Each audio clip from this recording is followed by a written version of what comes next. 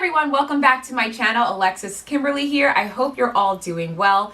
Today I am doing a brown smoky eye look because I am going out tonight with my fiance for a nice dinner date. So I figured I would take you guys along with me. So if you like this look, definitely stay tuned because I'm going to be showing you exactly how I did it. Keep on watching.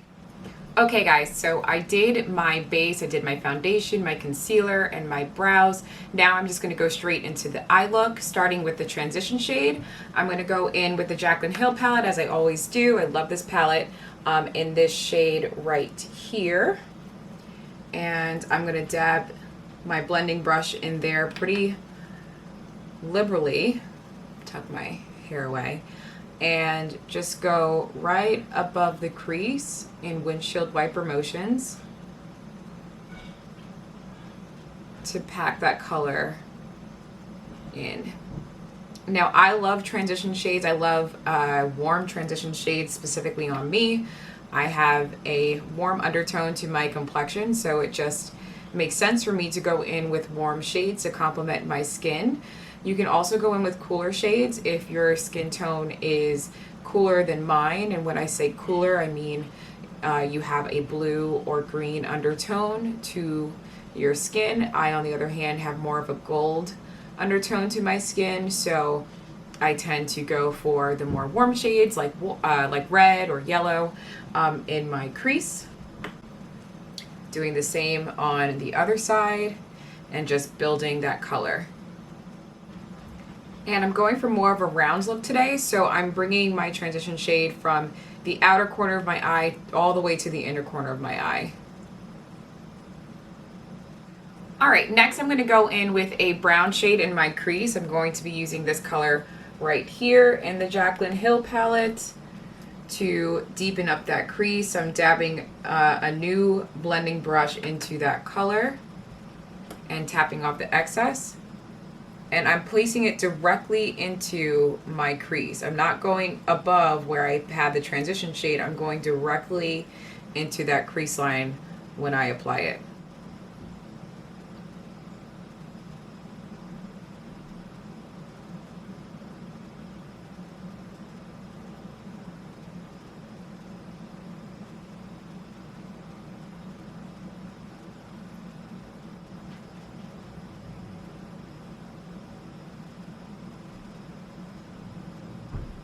Now I'm going to go in with a slightly tapered blending brush, and I'm going to go in with a dark purple shade in the Jaclyn Hill palette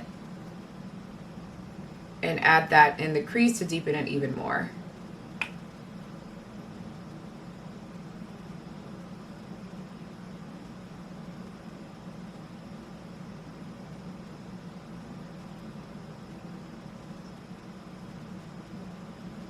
Now you saw how before I was being very freehand and using the windshield wiper motions in my transition shade because I can be kind of messy with that.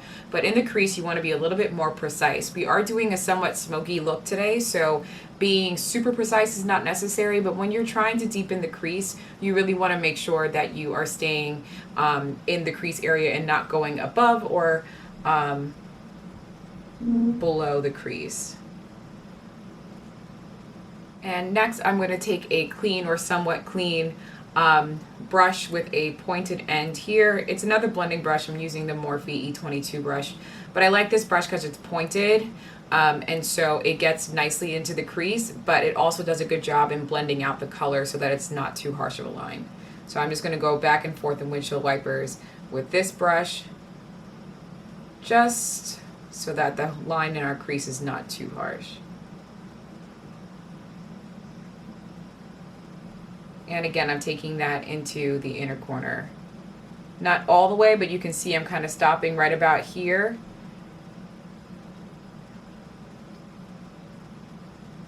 So just going back and forth in windshield wiper motions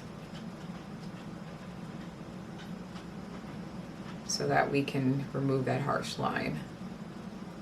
All right, next we're going to use a fluffy blending brush, something like this, to put a wash of color all over the lid. So I am sticking with the brown theme that we're going with. So I'm going to go in with this shade down here in the Jaclyn Hill palette.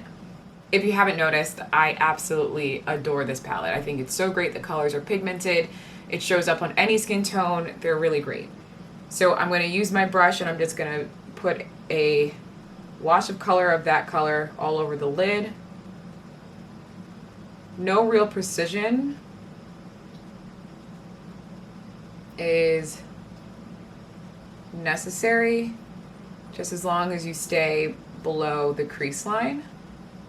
Now you could use a base first. A lot of times when people do smoky eyes, you can use a base that matches the color of the smoky eye. So if you're doing a black smoky eye, you can use a black base. If you're doing a brown smoky eye like we're doing, you can use a brown base, but I don't have a brown base. So I am just packing that eyeshadow on heavily so that it's pigmented and you can't see through to the skin. So I'm just dabbing like this, being very heavy-handed. I'm gonna go in with a flat synthetic brush like this just to kind of fill in the areas that are not totally opaque. Flat brushes do tend to be better in terms of packing color. So I'm gonna just fill in some of these areas with a flat brush. Again, not being super precise or anything because this is going to be a smoked out look. But we just want to make sure no skin is poking through. All right, now I'm going to go back in with that really dark purple shade that we used before in the crease to deepen that up, because with applying the color onto our lid, we've kind of lost some of that definition.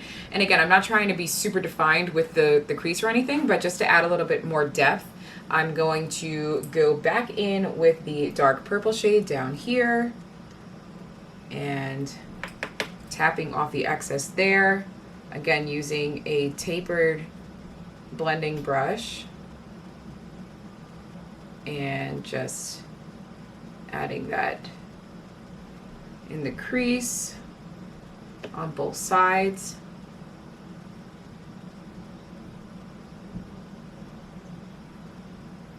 Now I'm going to go back in again with the pointed blending brush that we used earlier, and I'm going to go in with the brown shade that we used earlier just to, again, blend out the crease and just make sure there's no harsh lines.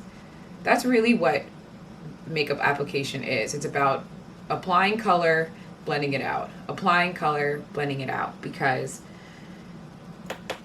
looking unblended is just not cute. It's just not cute. So that is why we do this. And that's why it takes so long. I mean, on YouTube, it's like, you know, a 10-minute, 15-minute tutorial, but in actuality, when you have all of the footage, it's like 45 minutes of footage because you are just going back and forth and back and forth blending. All right, so I do want to add some shimmer to this look. I don't want it to be totally matte. So I'm gonna go in with this shimmer shade right here. And I'm actually gonna be using my finger because I think it applies better that way. So I am using my finger, my ring finger, and I'm literally just rubbing my finger into the color like that so that I have a good amount of pigment on my finger. And then I'm just going to go in and pat that in on the center of the lid.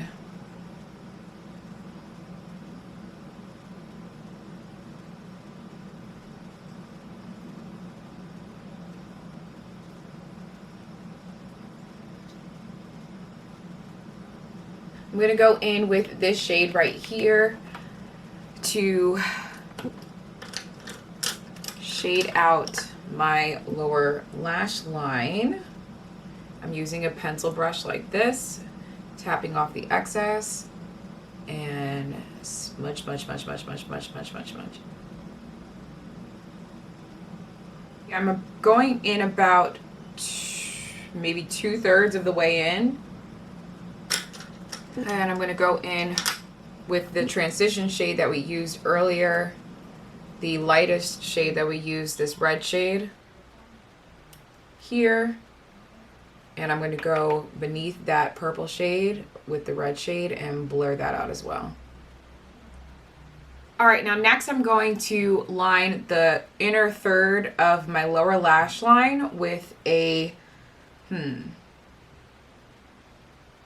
going to use a slightly more metallic-y shade, or a slightly lighter shade. Still shimmery though, this shade right here. And I'm gonna put that on my lash line. Tapping off the excess. Nope, we're not using that color. Never mind. Yeah.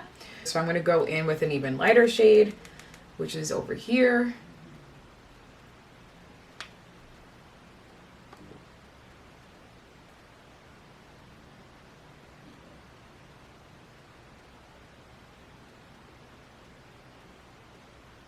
And then I'm going to use that same shade that I used in the inner corner here. I'm going to bring that up just a little bit in the inner corner. All right, so we're done with the shadows. Now I'm just going to throw on some mascara and some highlighter, and I will be right back. All right, everyone, so I added some mascara, some highlight, and some lipstick to complete this look. I really love it. It's a brown smoky eye. It's perfect for any date night, for that romantic candlelight dinner feel. So if you like this video, give it a thumbs up, and definitely comment down below for any video requests that you have in the future. I do have more content in the pipeline for you guys, so definitely stay tuned for that. And until next time, I will see you all in my next video. Bye.